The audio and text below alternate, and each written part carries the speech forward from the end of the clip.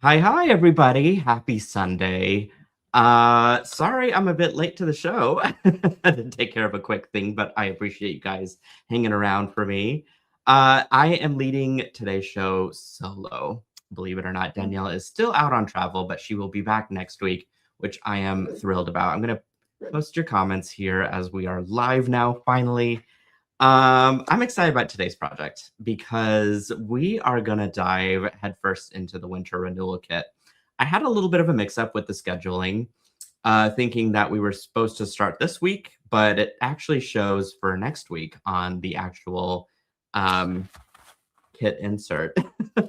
So you'll get basically the same project a couple different times, but I have some ideas for how I can sort of tweak it as I teach it again next week. And Danielle will be back, so she'll have another project for us as well.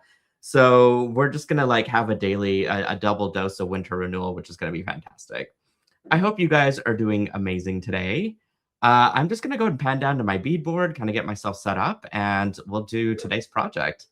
So give me a quick second here to swap everything around. Oh, one quick thing I need to do.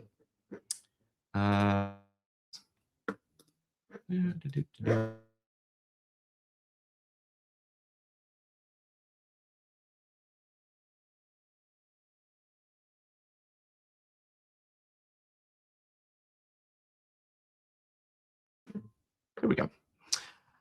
All righty.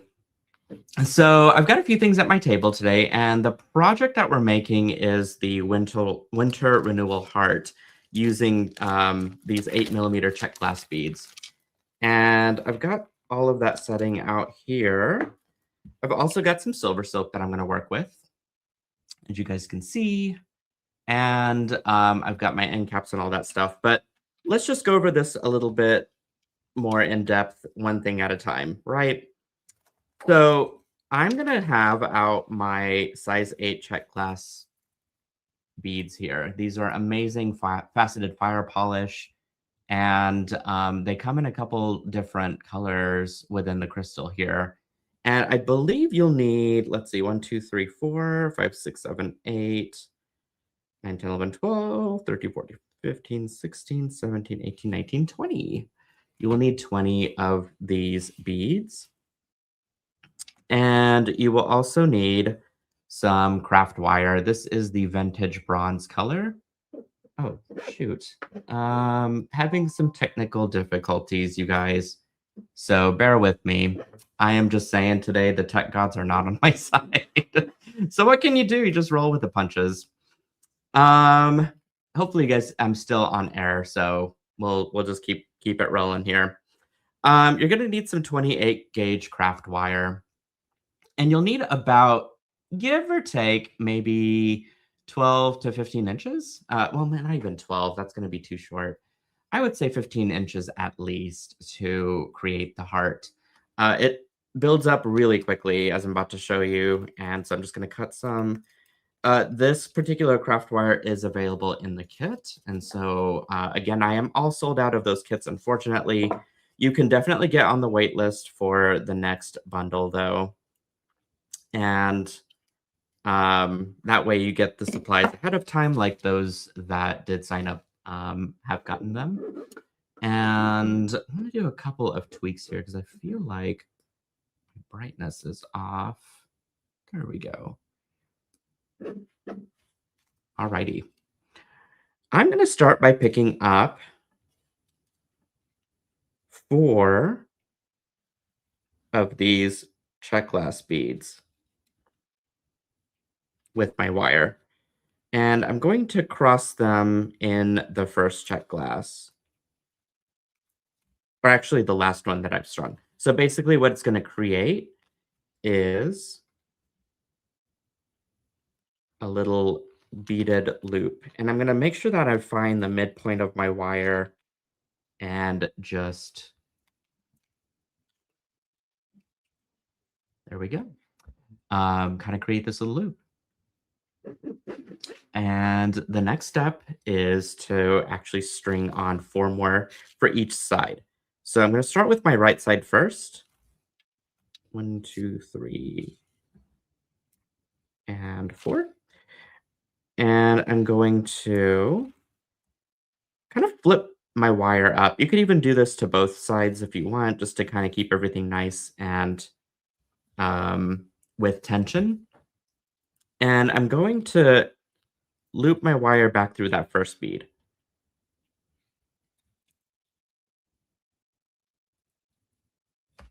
Oop, I've got a little bit of a kinked end. So what I'm going to do is I'm going to just take that kink out using my nylon jaw pliers, and I'm just going to slide this through a couple times. You see how that just like smooths out that wire nice and I don't know, just nice and smooth, you know? There's no words for it. I'm going to go back up through the check glass bead and then just pull it really tight. You can see that the heart is starting to form. I want to make sure that I'm down as close to my beginning point as possible with how I'm constructing this. And so go ahead and just continue to kind of pull it to get it nice and tight. And I'm going to flip this whole thing around so that I'm basically doing the same step again.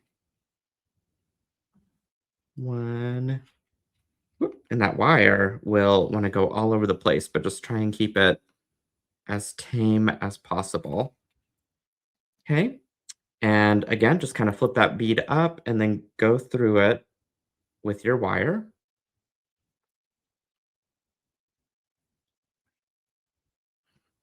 as such. Make sure to pull nice and tight.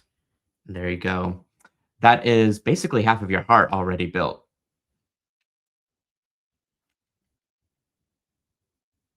Alrighty.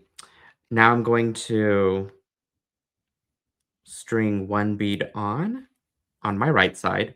And I'm kind of just actually sort of keep it up, like push it up. And then I'm going to crisscross my other wire right through it as such. And so when I pull it together, all of my beaded portion should kind of stay nice and secure, just like that.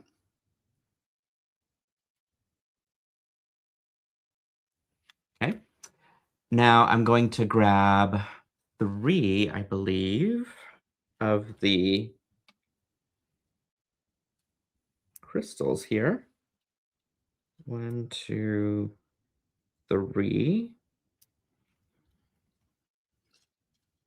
And you're going to kind of bend this around that top part. So it creates the arc of the heart.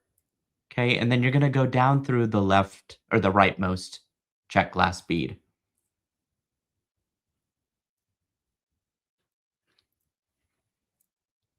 So when you pull it, it should all come together as such. And I'm going to do the same thing on the other side.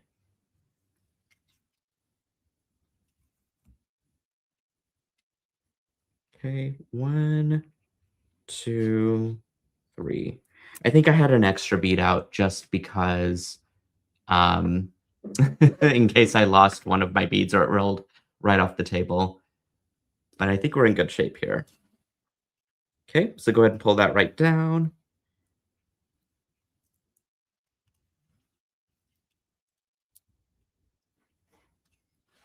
All right, and my heart is pretty much assembled, which is amazing, right?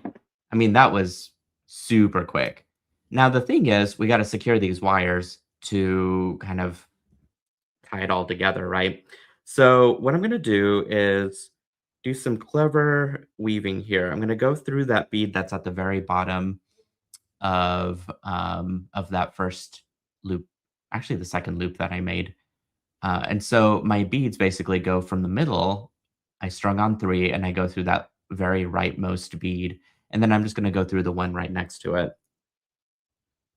The way to really do this and not kink your wire is to make sure that you've got a nice round loop the entire time that you're pulling it through.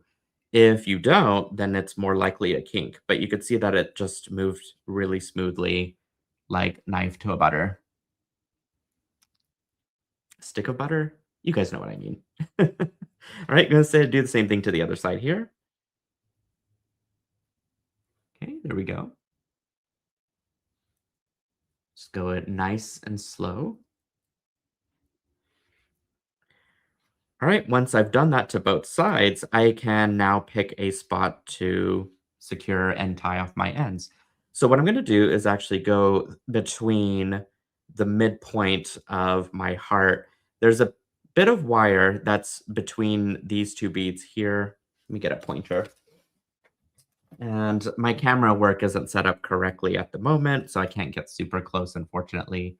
Maybe I can do a little bit of zooming manually on this thing. Let me see. There we go. Maybe we try it that way. You can basically go between this bead and this bead, and you see this little wire here that's between them? That's what I'm going to coil it around. And so I'm going to go through my heart, right directly through it, and I'm just going to pull it nice and tight, but I'm going to go back through it again. So there's a space between here and here that doesn't have any wire. So you just kind of pull your wire up through that point, and then you just go back down through the heart again. So you do that twice, and it's pretty much secure. You can do it 3 times if you want to, just to be extra, extra secure, but 2 or 3 times does the job there. So now you can see that there's a knot that I've created right there, just using wire coils. Okay, so I'm going to do the same thing to the other side. Even before that, you could probably trim this off if you want to.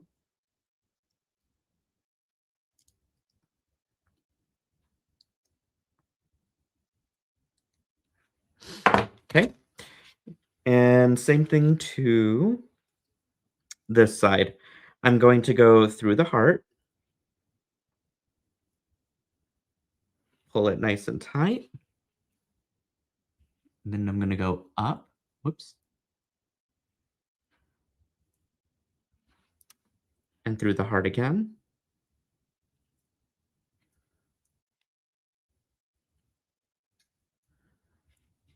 Okay, pull it up and through the heart one more time.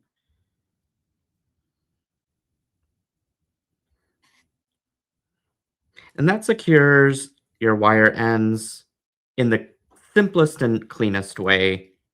And I discovered this after experimenting with it lots of times because I was sitting there thinking, as I was kind of constructing this project of like, I have all this like wire everywhere. How am I going to clean it up and make it look as professional and polished as I possibly could? So wrapping it around the stem here seemed to be the most logical decision after toying with it plenty of times, and it worked. It's nice and clean, and you barely kind of see it. It's definitely there, but I would say once you start wearing it, you're not even gonna notice. So at this point, I've got my heart constructed, and it's time to string it on something, right? So that's where SilverSilk comes in. Basically, I have here the sandstone colorway, which is a tan colored knitted, a tan leather cord that has silver knitted over it. And I've attached the end cap on one side, and I wanted to show you guys how to attach the end cap on the other. But even before that, there's a couple ways that you can wear this. Firstly, I've cut this into about, give or take, about a 20-inch necklace. That is your personal preference for sure. You can make this necklace as long or as short as you want to, and you can hang the pendant in a couple different ways. So one of the fun ways that I thought we could hang this pendant is to just directly hang it off the front here and to do it at an angle. Because why not? I think it'd be kind of fun. So I'm going to grab my chain nose pliers, and I've got a jump ring here, just a 6mm standard jump ring. I'm going to string it right between my beads here and just connect it onto the wire there. And then I can either close it right now, Well, I would probably actually close it right now and then just string your knitted wire through it. And see, like, look how cute that would look. I just think that would be adorable. Still like, you know, side heart situation here. And basically now you're ready to just string it through. Whoops. Looks like my jump ring was not tight enough. You have to really make sure that seam is closed for this thin of wire, and I did not do that. But actually, this brings me to a good point, because the other way that you can absolutely string this on is to string it directly onto the clasp portion. So by that, I mean, let's see, let me make sure this is closed all the way this time. There we go. What you can do is, I'm just going to unhook all of this, and you can hook this directly onto your clasp here. And you could do the same thing on the other side. So I'm going to unhook this jump ring to my single strand end cap. I had it all like sitting out and planned and stuff for you guys. And I'm going to hook it there. I'm not going to close it quite yet because I've got to attach my end cap here, which to attach the end cap, you just simply string your knitted wire right into the channel of the end cap. Let's get a close up on this. Okay. And what you're going to do is grab your wide nose pliers, have them here, and I'm going to just squeeze this. Okay. Make sure they're really inside of your pliers and not like partially out. That could risk marring or denting your end cap. And so that's like the last thing that we want to do. I also go backwards, actually, now. You've noticed in my previous videos, I've always had this coated with tool magic, but tool magic is not a thing anymore. I'm sure you could probably find it, which is just a protective coating for your pliers. I think what I've discovered is that my end caps have gotten better with the factory production and some testing on both of our ends. And I have discovered that just making sure that it's done with the proper pliers, but also just doing it in the most safe and easy way. You don't need the coating. And so you can see that my end cap is completely closed now. And I thought, wouldn't it be great to have an upfront clasp using the sides of the heart to hold everything in place. So I just need to do that. I'm going to use my round nose pliers as my second set of pliers to close my jump ring. But yeah, this could be the second way that you wear it.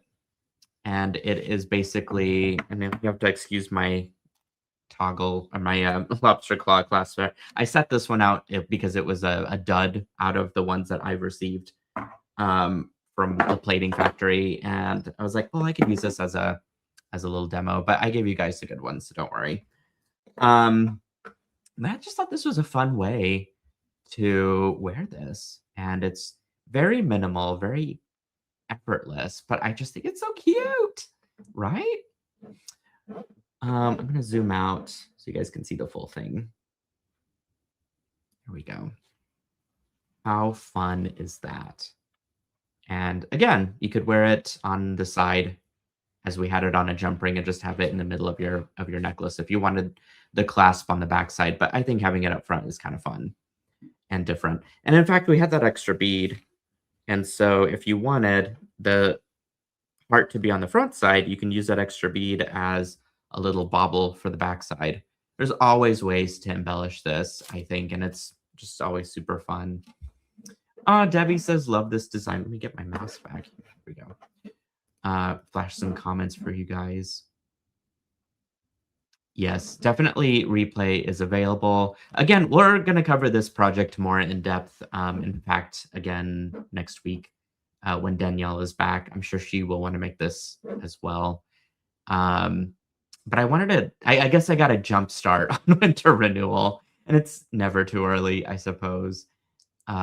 Hopefully you guys have been digging into your kits and finding all kinds of fun ways to start using those beads. And this is just, the tip of the iceberg. Yeah, Tina says, whoops, the comments came up a little fast.